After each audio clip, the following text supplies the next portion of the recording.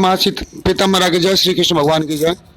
एक बार आचार्य महेश शर्मा आपके अपने इस चैनल में आपका हृदय का अभिनंदन करता है। साधकों में आशा करता हूं कि आप भगवान श्री कृष्ण की कृपा से अपने घर में कुशल पूर्वक होंगे।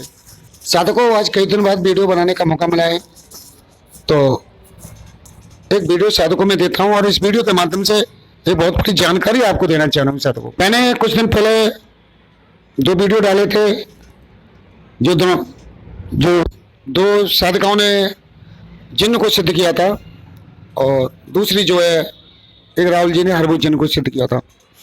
इसके बाद साधकों, ये साधनाएं, ये डामर तंत्र की जो साधनाएं के द्वारा ये साधनाएं प्रैक्टिकल में आई, और मैं प्रैक्टिकल साधकों से कराता रहा साधकों, और प्रैक्टिकल के बाद बहुत ही अच्छे साधकों रिजल्ट देखने को मुझे मिले।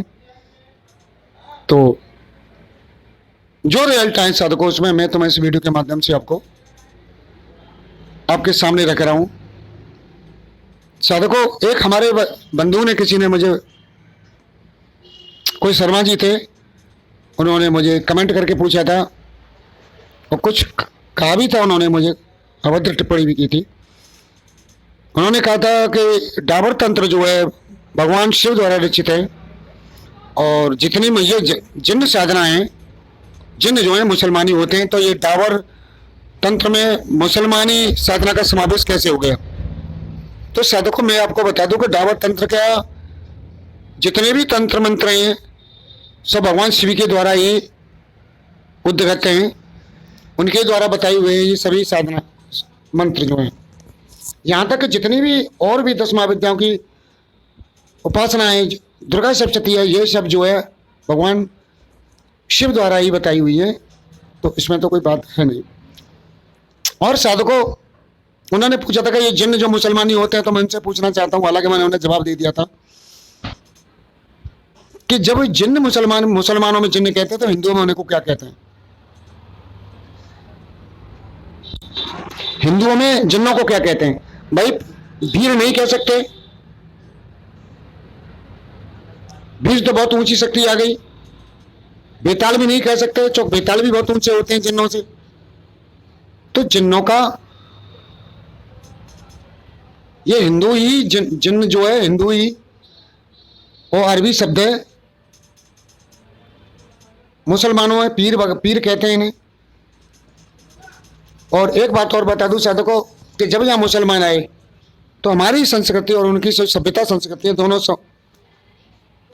का समावेश हो गया, और हिंदू साधकों ने, हिंदू ऋषि मुनियों ने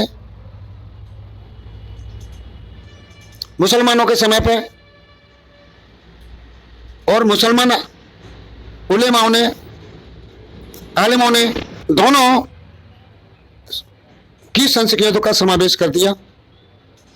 अब बात यह आती है कि हम कोई साधना करते हैं, तो हम साधना करने कुछ और बैठे और प्रकट कोई और हुआ।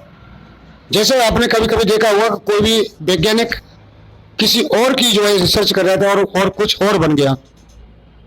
कई ऐसे हुए हैं मेरी नज़र में, कई ऐसे वैज्ञानिक हुए जिन्होंने रिसर्च कुछ और कर रहे थे, कुछ और बन गया। टेलीफोन वाले ने टेलीफोन रिसर्च को और कर रहा था, टेलीफोन बन गया। ऐसी वीडियो वाला था जो रेडियो वाला था, सेकंड वाला था जो सेकंड बनाई है, रिसर्च कर रहा था कुछ और की तारकोल पर, और जो है सेकंड बन गई उसमें से, तो उसके मीठे हाथ हो गए।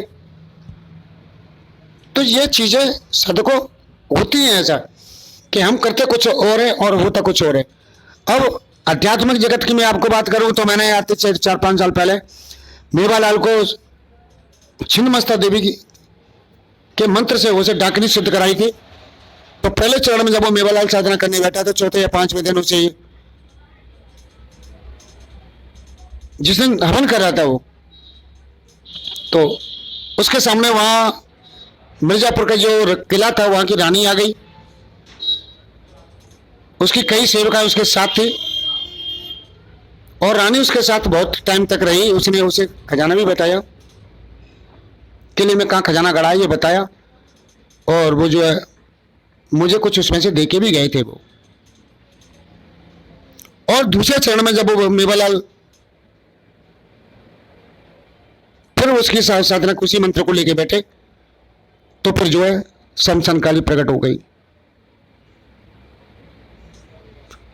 तो जिसके मैं भी साधु को वीडियो डाल चुका हूं 3-4 साल पहले, ये कोई अभाव में बात नहीं कर रहा हूं मैं।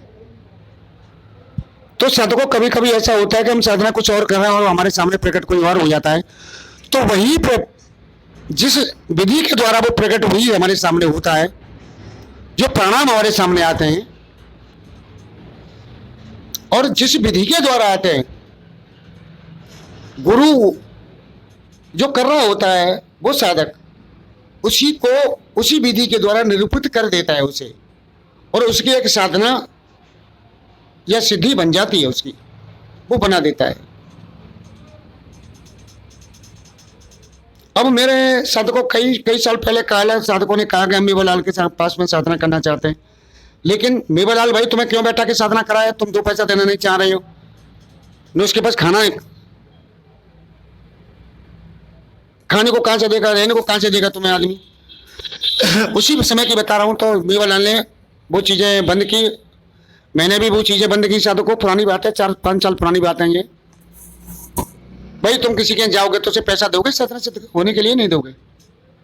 उसे तुम अपना गुरु मानोगे कि नहीं मानोगे? खाओगे पियोगे रहोगे, तुम्हें शमशान में बैठा के साधना कराए, तुम्हें निर्देशित करे, क्यों करेगा भाई? कोई किसी का रिश्तेदार नहीं है दुनिया में। जब तुम कुछ पाने के लिए तुम किसी को नहीं दे सकते, तो भला जो पाए बैठा है वो भला क्यों किसी को दे दे भाई? बड़ा सीधा सीधा पंडा है।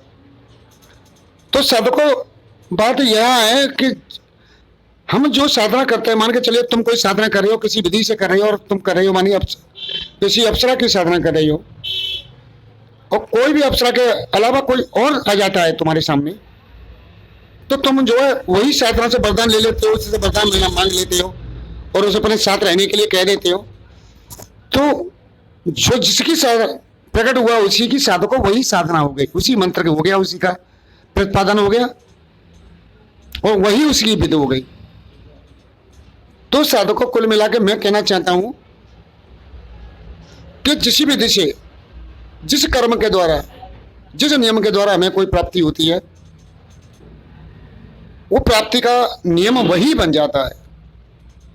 अब मैं तुम्हें बताऊं, अपनी बताऊं, मैंने दुर्गा सप्तशती के संपुट लगा के साधना को किया, मुझे बहुत अच्छे फल मिले, प्रणाम भी मिले मुझे। क्या मुझसे पहले कभी किसी ने किया दुर्गा सप्तशती के संपुट लगा के? भाई दुर्गा सप्तशती अपनी जगह पे और साधना अपनी जगह पे है। तो दुर्गा सप्तशती के संपुट लगा के किया तो मुझे अच्छे परिणाम मिले, मुझे सिद्धियां मिली। तो मैंने जो किया वही तुम्हें आगे चल के बताऊंगा।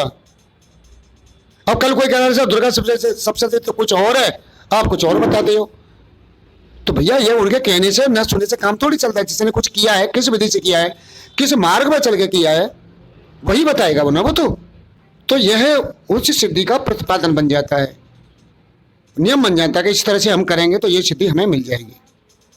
अब आगे हम बात करते हैं काम की। हमने दावत तंत्र के द्वारा ये देखा कि जितने भी जिन्न साधना हैं, 3 जिन्न साधना को मैंने देखा, जिन्नी साधना को मैंने प्रैक्टिकल करवाया, और परी साधनाओं को, जो मेरी 3-4 परियां हैं जो मैंने वीडियो डाल रखे हैं, उनकी केवल प्रैक्टिकल साधकों से कराया मैंने, बता के डामा तंत्र की विधि के अनुसार। जो विधि उनकी थी तो थी, लेकिन उसमें डामा तंत्र को और जोड़ा मैंने। तो साधकों को इतने अच्छे फल परिणाम प्राप्त हुए, साधकों को, उन्हें प्रत्यक्षीकरण साधकों को होना शुरू हो गया है। मैं अभी नाम नहीं बताऊंगा साधकों, जब मेरे सामने पूरा परिणाम मेरे सामने होगा, जब साधकों को लेके आऊंगा और तुम लोगों के सामने प्रस्तुति भी करूंगा उन्हें। लेकिन मैं केवल यही बताने के लिए ये वीडियो डाल रहा हूं, मैं बता रहा हूं वीडियो के माध्यम से कि हम जितनी भी परी हैं अथवा जिन्न और जिन्नी, इनमें अगर डावत तंत्र का हम प्रयोग करते हैं साधकों, तो ये बहुत छोटी साधना है ना, तो जल्दी सिद्ध होती है, परिणाम यानी प्रत्यक्षीकरण तक हो रहे हैं इनके। अब मैंने भूतनी देवी की अभी नहीं कराया है, वो लगाया है, किसी को दिया है। सुंदरी देवी का नहीं दिया मैंने। हाँ, एक साधक से मैंने जो है यक्षिणी का कराया था, तो उसका परिणाम अच्छा नहीं मिला मुझे। मुझे उसका परिणाम कुछ बदलना पड़ेगा, कुछ चेंजिंग करनी पड़ेगी उसमें, जब परिणाम आएंगे। मुझे पता है क्या करना पड़ेगा, क्योंकि हर साधना में हर चीज नियम, एक ही नियम लागू नहीं होते हैं भाई। ये छोटी शक्तियां हैं, ये यक्षिणियां बड़ी शक्तियां हैं, सुंदरी बड़ी शक्तियां हैं, तो उनके लिए अलग कुछ करना पड़ेगा। वो मैंने सोच लिया है और मैं देख कर भी रहा हूं उस चीज को।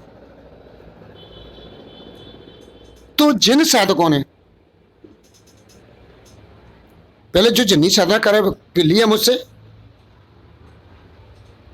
या जिन्नी की कोई साधना ली है मुझसे, या परी की साधना ली है मुझसे, वो साधक रिवर्स हो, मेरे पास आए तो मैं उस टेक्निक को उन्हें बताता हूं, जिनके द्वारा उन्हें प्रत्यक्षीकरण संभव हो जाएगा। केवल इस काम के लिए मैंने, इस बात के लिए मैंने ये वीडियो बनाया और डाला। तो साधकों, मेरी बात आपको कैसी लगी? वीडियो के माध्यम कमेंट के माध्यम से मुझे अवश्य बताएं। और जो नए साधक मेरा वीडियो देख रहे हैं, उनसे मेरा निवेदन है साधकों को चैनल को सब्सक्राइब करें और लाइक भी करें। जय श्री कृष्णा।